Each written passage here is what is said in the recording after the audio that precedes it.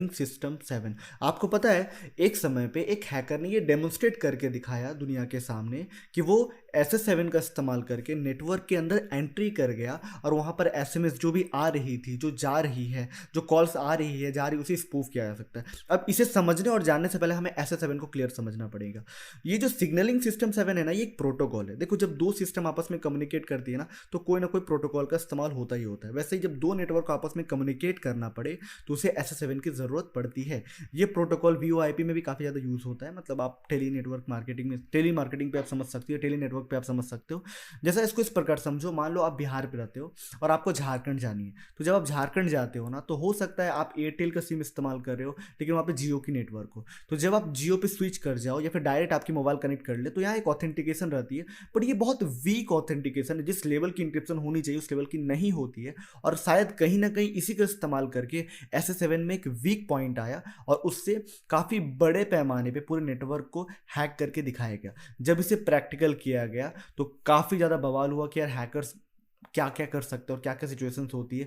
पर धीरे धीरे करके वहाँ पर उसे फिक्स्ड कर दिया गया। या आई होप सो कि ये अब इंटरनेट पे नहीं अवेलेबल है। लेकिन कुछ इंपॉर्टेंट बात है जो आपको और हमें दोनों को समझना पड़ेगा। इंटरनेट में जब कुछ आ जाता है ना, तो बस हाइट से हट जाता है। मतलब जो विजुअलाइज जो होता है या फिर जो एक्सपोज हो चुका होता है उसे हट जाता है, लेकिन कभी भी बंद नहीं होता। जैसे आपने डार्क वेब के बारे में भी सुना हो कि डार्क वेब पे सिल्क रोड एक समय चलता था।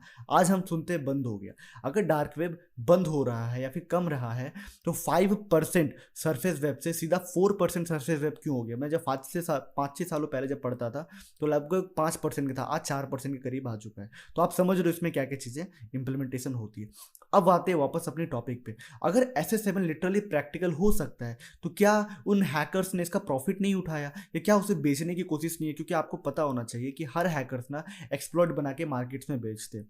शायद $500 मिलियन, $400 मिलियन या $1 बिलियन, ये सब में मार्केट में चलता है। अब इसे परचेस कौन करता है? अनएथिकल कम्युनिटीज़ जो होती है, बड़ी बड़ी बिजनेसमैन जो होते हैं, यहाँ तक कि गवर्नमेंट्स भी इसे परचेस करती है। जी हाँ, इजरायली हैकर्स ने एक सॉफ्टवेयर भी डेवलप किया और उन्होंने बताया कि कोई भी चाहे तो सडन एक अमाउंट होगा कि $500 मिलियन या $200 मिलियन या $1 बिलियन, कि आप कोई भी गवर्नमेंट ऑर्गेनाइजेशन, बिजनेसमैन इसे परचेस कर सकते हैं और लिटरली किसी भी पर्सन का इन्फॉर्मेशन को देखा जा सकता है, ट्रैक किया जा सकता है, उनकी लॉक्स को निकाला जा सकता है, उसके SMS को निकाला जा सकता है।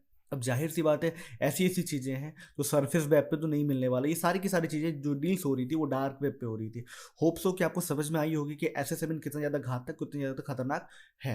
जैसा कि आप मेरे स्क्रीन के सामने देख सकते हो, काफ़ी सारे स्क्रीनशॉट मैंने अब जस्ट गूगल से मैं निकाला हूँ। जैसा कि आप यहाँ देख पा रहे होंगे कि SS7 एक पूरा प्रोटोकॉल, एक पूरा मॉडल है जिसमें मोबाइल्स भी इंप्लीमेंट होती है, अलग अलग मोबाइल्स होती है, नेटवर्क इंप्लीमेंटेशन होता है, आपस में जो कम्युनिकेट कर रही होती है ना, जिसमें जो ट्रांसफरिंग और रिसीविंग होता है, इसे ही मेनली कैप्चर किया जाता है। आपको इस बात की जानकारी है कि इसके द्वारा व्हाट्सएप भी हैक हो सकता है। अब आपके मन में आएगा कि नहीं सर, व्हाट्सएप में तो एंड टू एंड इंक्रिप्शन होता है, वो कैसे हैक हो जाएगा? याद रहे, व्हाट्सएप के अंदर एंड टू एंड इंक्रिप्शन है, व्हाट्सएप बिल्कुल सिक्योर्ड है, बट SS7 के द्वारा आपका OTP तो बाईपास हो जाएगा, या OTP तो स्पाई हो सकता है। जब OTP स्पाई हो जाएगा ना, तो लिटरली इस अटैक को बहुत बड़े पैमाने पर परफॉर्म किया जा पाएगा। आपको पता है, इस टॉपिक को मैंने अपने यूट्यूब के शॉर्ट्स में बताया था और बोला था कि इतने लाइक्स हो जाने पे, शायद 2000 लाइक्स हो जाने पे मैं वीडियो बना दूंगा, और आज मैं लॉन्ग फॉर्म कंटेंट आपके सामने लेकर के आ रहा हूँ। अब आपके मन में सवाल आएगा कि क्या सर इतनी बड़ी अटैक हो रही है, लिटरली हो सकता है हम या आप भी हैक हो चुके होंगे इस अटैक के द्वारा, तो क्या इसे सिक्योर रखा जा सकता है या सेफ रखा जा सकता है? हाँ बिल्कुल, ये बिल्कुल सेफ रखा जा सकता है। अगर आप मोबाइल नेटवर्क को अवॉइड करके अगर आप वाईफाई का इस्तेमाल करो तो ये काम किया जा सकता है, आप सिक्योर रहोगे। बट इसका वही कंक्लूजन निकल गया कि जैसे अभी के खाने पे मिलावट होता है, तो यार खाना चाहे तो बंद कर दो या फिर अपनी ही खेती करना स्टार्ट कर दो, जो लिटरली दोनों ही संभव नहीं है। वैसे ही यहाँ पर देखो, जो सबसे बड़ी कॉन्सेप्ट ये है ना कि एक आम इंसान कहीं ना कहीं टेक्नोलॉजीज में फंस जाता है और उसे हैक कैसे ना कैसे करके कर लिया जाता है। आपने सुना होगा कि नेटवर्क सिक्योर्ड है, अपनी खुद की नेटवर्क में यूज़ करने से दिक्कत नहीं। फिर सेकंड टाइम सुना होगा कि MITM का इस्तेमाल करके किसी भी नेटवर्क के अंदर अगर घुस गए तो उसे स्पूफ कर सकते हैं। तो हैकिंग हर जगह पे मौजूद है, हर ऑर्गेनाइजेशन, हर गवर्नमेंट, हर लोग हैक होते हैं, इंडिविजुअल्स भी हैक होते हैं।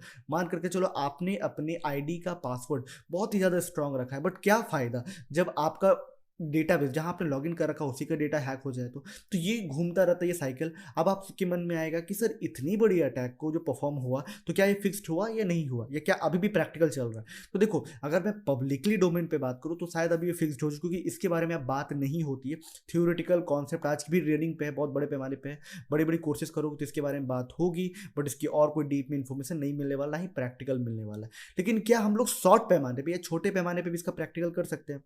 जी हाँ, कर सकते हैं।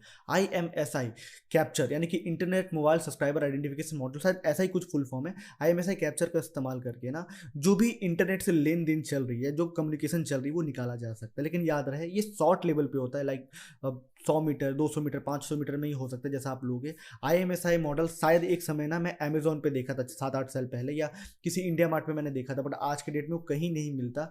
अब हो सकता है कि गवर्नमेंट ने बैन कर दिया हो। मैं कुछ हैकिंग की टूल्स रखा हूँ अपने पास, जैसे ऑर्डिनो हो गया, अल्फा हो गया, रास्पबेरी पाई, लेकिन आने वाला टाइम में क्या पता गवर्नमेंट इन सभी चीज़ों के ऊपर भी बैन कर दिया, रिस्ट्रिक्शन लगा दे। ये शायद IoT डिवाइसेज हैं, और जो IMSI कैप्चर बोल रहे हैं ये भी कहीं ना कहीं IoT डिवाइसेज यानी कि internet of things of device है, ठीक है। ये सारी कॉन्सेप्ट के IoT डिवाइस पेन टेस्टिंग कैसे होती है सब कुछ मैंने चैनल पे बता भी रखा है, आने वाला टाइम पे भी आएगा। अगर आप ये पूछोगे ना IMSI कैप्चर को प्रैक्टिकल कर सकते हैं या नहीं, तो इसके लिए कुछ टूल्स आती है जो रेडीमेड आप खरीद सकते हो, जो 15,000 से 50,000 के बीच में आएगा। कुछ टूल्स आप बना भी सकते हो। कुछ ऐसे IMSI कैप्चर का ना यूट्यूब पे आपको कुछ वीडियोस मिल जाएंगी। अब मुझे नहीं पता कि वो एक्यूरेट है या नहीं है, क्योंकि डिसलाइक को भी हाइड कर दिया जाता है। कमेंट्स भी बहुत बार क्या होता है ना कि वर्किंग कमेंट्स को रखा जाता है, बाकी सबको आने थी, मतलब जो नेगेटिव होता है डिलीट कर दिया जाता है। तो एक्यूरेट नहीं पता कि इसे कैसे बनाया जाए या इसके ऊपर कैसे काम किया जा सकता है। लेकिन SS7 जो काफ़ी ज़्यादा इंपॉर्टेंट था वो बताना और समझाना मुझे ज़रूरी लगा, और मैंने समझा दिया, बता दिया। लेकिन हाँ, कुछ ऐसे स्क्रिप्ट्स हैं जो SS7 का इस्तेमाल करके या नेटवर्क्स का इस्तेमाल करके कॉम्प्रोमाइज़ या स्पाई करने को देता है, लेकिन शायद वो 2G और 3G में ही काम करेगा। अगर आप ये उम्मीद कर रहे हो कि 4G या 5G पे आ जाएगा तो शायद ऐसा नहीं हो सकता, क्योंकि जैसे-जैसे नेटवर्क अप टू डेट हो रहा है वैसे-वैसे सिक्योरिटी भी हाई हो रही है। याद रहे 100% कंप्लीट सिक्योर नहीं हो सकता, तो मैक्सिमम टू मैक्सिमम हाई हो रहा है। होप सो कि आपको ये पूरी वीडियो ट्यूटोरियल समझ में आई होगी, SS7 का पूरा कॉन्सेप्ट क्लियर हुआ होगा आपको, और हैकर्स कैसे काम करते हैं, कैसे अटैक करते हैं, इस अटैक का क्या क्या प्रोसेस है वो किया होगा। अगर आप डार्क वेब पे चाहते हो कि पूरे SS7 में कौन टूल कहाँ बिक रहा है, क्या क्या चीज़ें हो रही है, तो इसकी कुछ आर्टिकल्स आपको मिल जाएगी इंटरनेट पे, आप देख सकते हो। और डिस्क्रिप्शन में 2 इंपॉर्टेंट इन्फॉर्मेशन है। पहला बात तो मेरी व्हाट्सएप कॉन्टैक्ट है, अगर आप चाहो तो मुझसे कॉन्टैक्ट कर सकते हो, कुछ भी हैकिंग के कुछ सवाल ववाल हो तो कॉल कर सकते हो या मैसेज कर सकते हो, मैं आपको वहाँ पे रिप्लाई दे दूंगा। सेकंड सबसे इंपॉर्टेंट बात, SS7 के ऊपर और इन्फॉर्मेशन अगर आपको चाहिए कि प्रोटोकॉल कब डेवलप किया गया, SS7 का मेन रोल क्या था, इसकी हिस्ट्री क्या है, किसने डेवलप किया, कहाँ डेवलप हुआ, इसका आज के डेट में रोड मैप क्या है, इसका कुछ अपडेटेड वर्जन आया है कि नहीं, इसकी हिस्ट्री क्या रही है, कब अटैक्स हुआ, इसमें इंटरनेट टेलीकॉम में क्या क्या, इंटरनेट टेली कम्युनिकेशन में क्या क्या इसमें इनरोलमेंट रहा, क्या क्या चीज़ में, क्या मतलब जो भी इन्फॉर्मेशन है ना वो आपको विकिपीडिया में इस पेज के अंदर आपको मिल जाएगा। मैंने जो भी इन्फॉर्मेशन बताई, कई सारी चीज़ें मैंने इसके अंदर से भी पढ़ करके आपको मैंने बताया है, और होप सो कि आपको भी इसमें काफ़ी सारी इन्फॉर्मेशन मिल जाएगी। तो मैं मिलता हूँ अगले क्लास ट्यूटोरियल में, तब तक के लिए जय हिंद। जितने भी इन्फॉर्मेशन मैंने बताया है, तो जो सो कॉल्ड हीरो लोग सोचते हैं ना कि मैं सिक्योर्ड हूँ, मैं ये नहीं करता वो नहीं करता, तो उन्हें जाके थोड़ी ये वीडियो शेयर करो, और उन्हें पता चलना चाहिए कि भाई हैकिंग की दुनिया में, इंटरनेट की दुनिया में ना कोई सिक्योर्ड नहीं है, हैकर्स हर किसी के पीछे पड़े हुए। लेकिन हाँ, अगर आपको कुछ सवाल अभी भी बच गया हो या आपको मुझसे बातें करनी हो, तो डिस्क्रिप्शन में मेरे कमेंट बॉक्स पे नंबर मिल जाएगा, आप चाहो तो मुझे कांटेक्ट कर सकते हो। मैं मिलता हूँ अगले क्लास ट्यूटोरियल में, तब तक के लिए जय हिंद, बाय बाय।